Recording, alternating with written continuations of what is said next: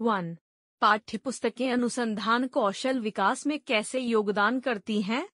अ. अनुसंधान को हतोत्साहित करके। बी. अप्रासंगिक जानकारी प्रदान करके। सी. छात्रों को अनुसंधान पद्धति और प्रशस्ति पत्र प्रथाओं से परिचित कराकर। डी. अनुसंधान प्रक्रिया में बाधा उत्पन्न करके। इसका सही उत्तर है सी. छात्रों को अनुसंधान पद्धति और प्रशस्ति पत्र प्रथाओं से परिचित कराकर। अगला प्रश्न है 2. सतत एवं व्यापक मूल्यांकन किस लिए आवश्यक है? शिक्षण के साथ परीक्षण का तालमेल बैठाने के लिए। बी. शिक्षा बोर्ड की जवाबदेही कम करने के लिए। सी. यह समझने के लिए कि अधिगम का किस प्रकार अवलोकन किया जाता है, दर्ज किया जाता है व सुधार किया जा सकता है। डी. उपरोक्त सभी। इसका सही उत्तर है सी. यह समझने के लिए कि अधिगम का किस प्रकार अवलोकन किया जाता है, दर्ज किया जाता है व सुधार किया जा सकता है। अगला प्रश्न है 3. सतत एवं व्यापक मूल्यांकन का निम्नलिखित में से कौन सा एक उद्देश्य नहीं है? अ. अध्यापक एवं अधिगम प्रक्रिया को शिक्षक केंद्रित कार्यकलाप बनाना। बी. सीखने की प्रक्रिया पर बल देना और याद रखने की प्रक्रिया पर बल नहीं देना। सी. मूल्यांकन को अध्यापन अधिगम प्रक्रिया का अविभाज्य हिस्सा बनाना। डी. उपरोक्त में से कोई नहीं। इसका सही उत्तर है अ. अध्यापक एवं अधिगम प्रक्रिया को शिक्षक केंद्रित कार्यकलाप बनाना। अगला प्रश्न है 4. निम्नलिखित में से कौन सा प्रायोगिक ज्ञान को लागू करने की एक संभावित चुनौती है? अ. छात्र संलग्नता में वृद्धि। बी. संसाधनों तक सीमित पहुंच। सी. बढ़ी हुई अवधारणा। डी. निष्क्रियमीखना। इसका सही उत्तर है बी. संसाधनों तक सीमित पहुंच। अगला प्रश्न है 5. क्रियात्मक पक्ष के किस उपवर्ग में मानसिक, शारीरिक तथा संवेगात्मक पक्षों का आपसी सहयोग आवश्यक है? अ. विन्यास व्यवस्था। बी. जटिल प्रकट। सी. कार्यविधि। डी. उपरोक्त में से कोई नहीं।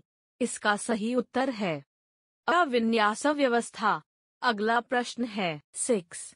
निम्नलिखित में से किस विधि में अध्यापक पढ़ाए गए पाठ में प्रश्नोत्तर करता है एवं पाठ प्रवाह को आगे बढ़ाता है?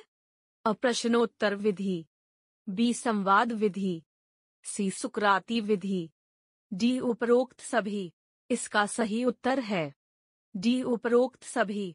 अगला प्रश्न है 7. निम्न में से किस विधि में चित्र, रेखाचित्र, प्रतिकृति दिखाकर प्रत्यक्ष अभिनय कर, पदार्थ को प्रत्यक्ष दिखाकर या प्रयोग करके अध्यापक किसी शब्द का प्रश्न पूछ सकता है? बी. व्याख्या विधि। अ. अनुकरण विधि। डी. इनमें से कोई नहीं। सी. समवाय विधि। इसका सही उत्तर है सी. समवाय विधि। अगला प्रश्न है 8. प्रत्यक्ष विधि की विशेषताओं में किसे किन्हें शामिल किया जाता है? अ. भाषा प्रयोग की प्रधानता। बी. दृश्य श्रव्य सामग्री का अधिक प्रयोग। सी. वार्तालाप का अधिक प्रयोग। डी. उपरोक्त सभी। इसका सही उत्तर है डी. उपरोक्त सभी। अगला प्रश्न है 9. सहपाठ्यक्रम गतिविधियों की भूमिका में शामिल नहीं है। अ. आत्म मूल्यांकन का अवसर देता है। बी. कौशल विकास में भूमिका निभाता है। सी. अपनेपन की भावना विकसित करता है। डी. भ्रमण को हतोत्साहित करता है। इसका सही उत्तर है डी. भ्रमण को हतोत्साहित करता है। अगला प्रश्न है 10. शिक्षण पद्धति में कक्षा में विभिन्न पृष्ठभूमि के छात्र आते हैं, तो ऐसी स्थिति में एक श्रेष्ठ शिक्षक निम्नलिखित में से क्या करेगा? अ. छात्रों की सांस्कृतिक जानकारी पर ध्यान देना। बी. बातचीत पृष्ठभूमि के छात्रों को कठिन परिश्रम करने के लिए मंत्री करेगा। सी. सांस्कृतिक जानकारी की अनदेखी करेगा। डी. अलग अलग पृष्ठभूमि के छात्रों के समूह बनाएगा। इसका सही उत्तर है बी. बातचीत पृष्ठभूमि के छात्रों को कठिन परिश्रम करने के लिए मंत्री करेगा। अगला प्रश्न है 11. मूल्यांकन का महत्वपूर्ण उपयोग क्या है? अ. यह छात्रों को प्रोत्साहन प्रदान करता है। बी. यह छात्रों की कमजोरियों को बताता है। सी. यह छात्रों में आत्मविश्वास की वृद्धि करता है। डी. उपरोक्त सभी। इसका सही उत्तर है डी. उपरोक्त सभी। अगला प्रश्न है 12। शिक्षण की सफलता में निम्न में से क्या निहित है? अपात्रों की उपलब्धि, बी कक्षा में सख्त अनुशासन लागू करना, सी शिक्षकों के उत्कृष्ट गुण, डी शिक्षक के उद्देश्य। इसका सही उत्तर है अपात्रों की उपलब्धि। अगला प्रश्न है 13। सतत एवं व्यापक मूल्यांकन विषयों, पाठ्यक्रमों और के चुनाव के बारे में भविष्य के लिए फैसले करने में सहायक होता है। अजीवनवृत्तियों, बी व्यक्तिगत फैसले, सी दोनों, डी इनमें से कोई नहीं। इसका सही उत्तर है अजीवनवृत्तियों। अगला प्रश्न है 14। प्रभावी शिक्षण का गुण नहीं है।